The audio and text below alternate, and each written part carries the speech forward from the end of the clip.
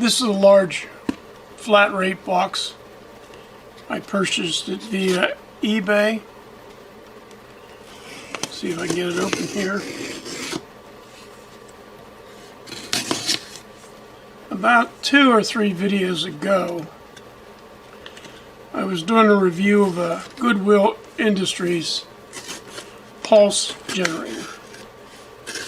At that time, I recommended not buying the Goodwill device because of a lack of documentation.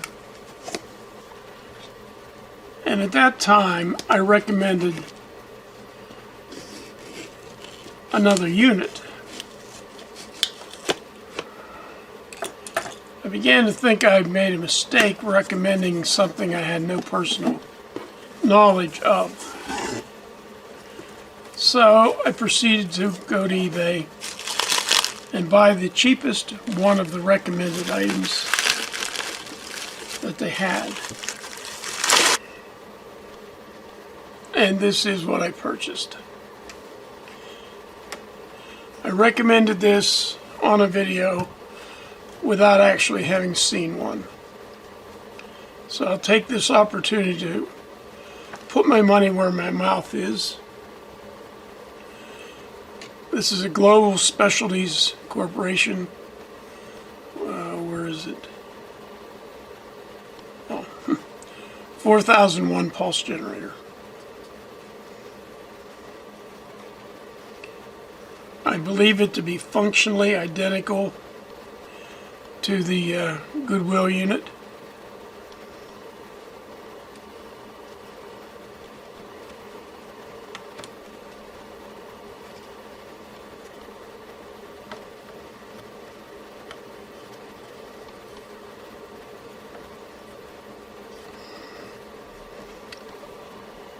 It's not in bad shape. Pretty low serial number.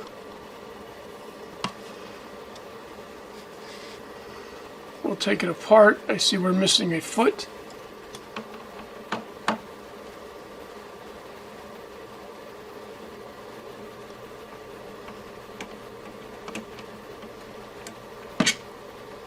These are machine screws.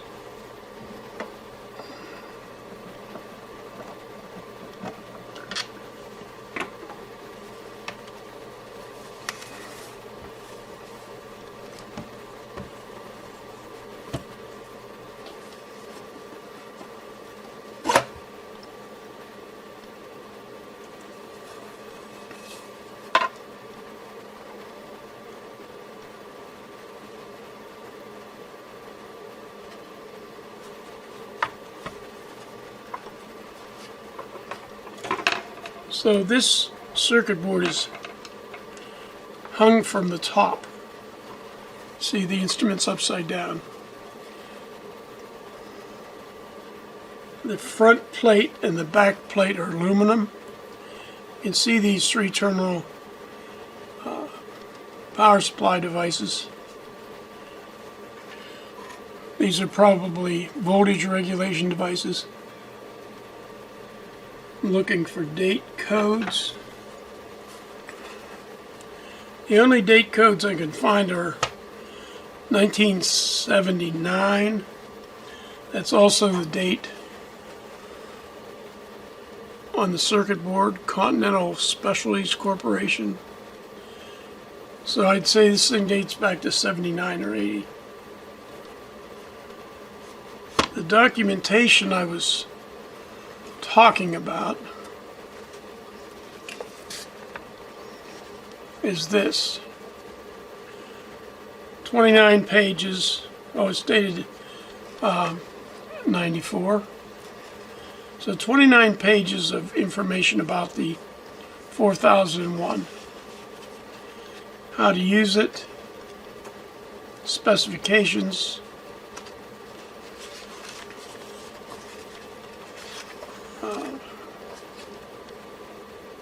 recalibration procedures,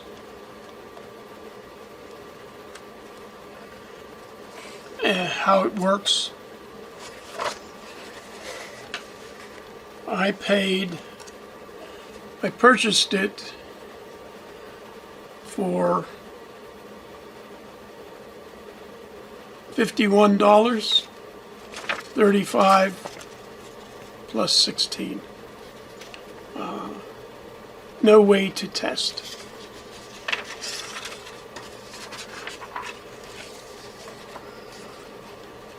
Calibration procedure talks about adjusting a number of resistors. Are 17 and 7, 16 and 6, through 11 and 1. I don't see any of them here. So it may be that this calibration procedure and this manual do not fit this pulse generator.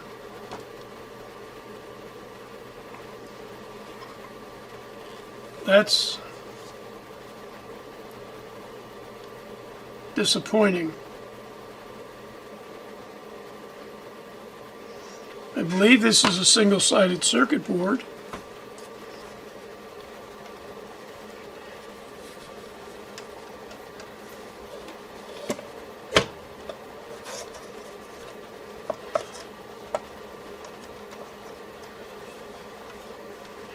And it is a single-sided board.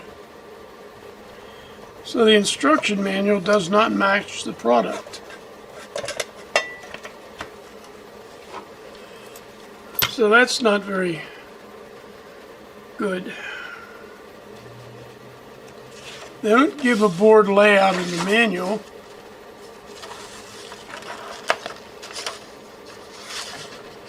They do indicate all these variable resistors here and here.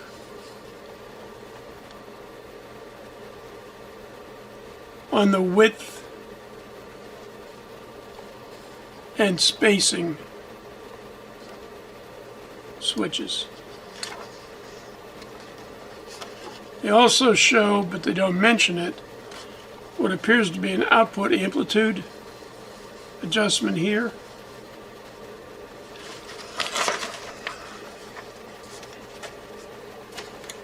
Which is missing here. I only see two adjustments called width and two called spacing.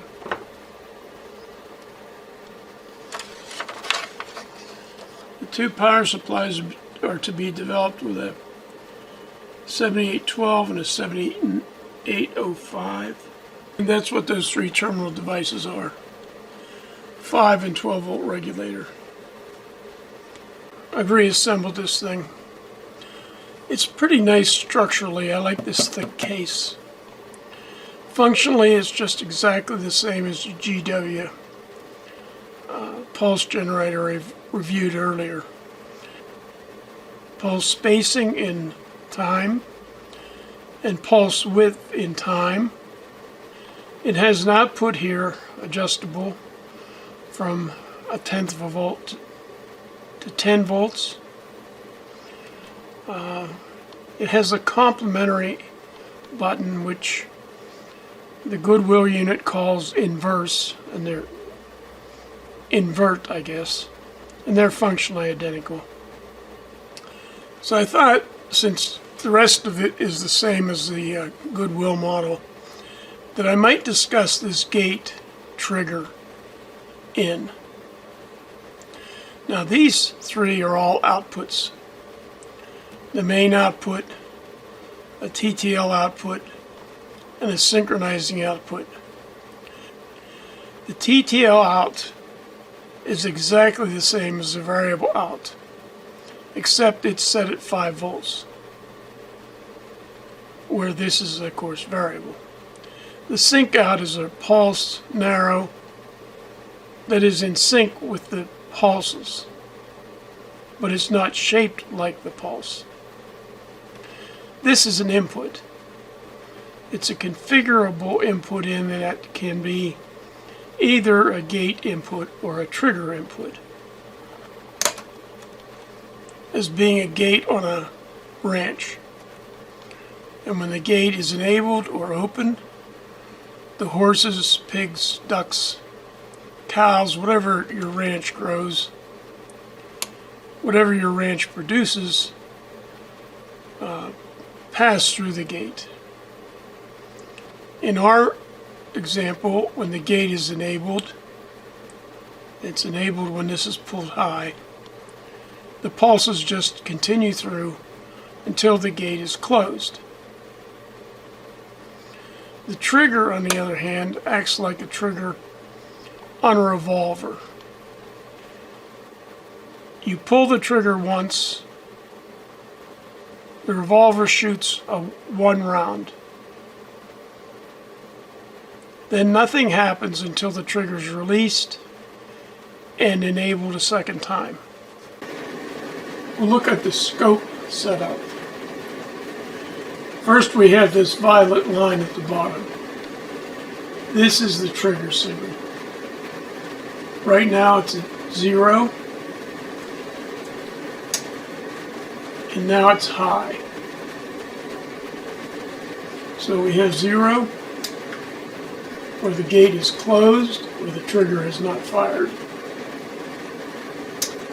We've just fired the trigger or enabled the gate. I've got the input configured as a gate, and I will open the gate. And we see marching through the gate a series of pulses. Those pulses continue until I close the gate,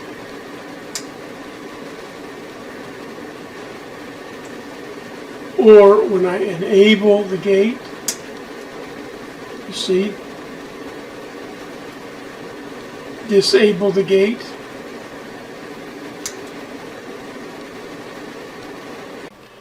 Let me change the gate input to a trigger input. Now I'm going to fire the trigger.